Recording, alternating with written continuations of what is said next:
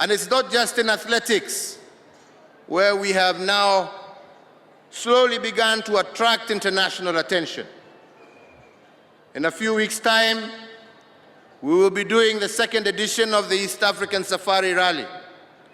Kenya is now on the map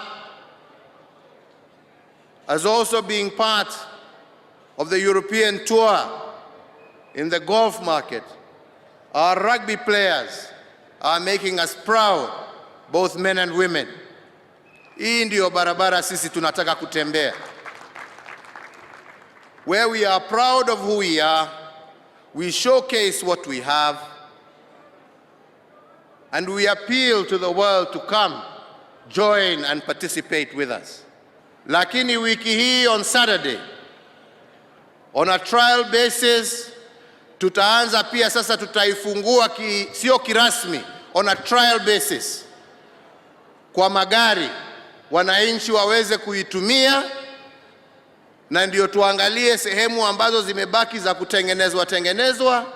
Kwa hivyo Wakenya wenzangu, kutoka Saturday ijayo, hii barabara sasa itakuwa wazi kutumiwa na magari na wananchi,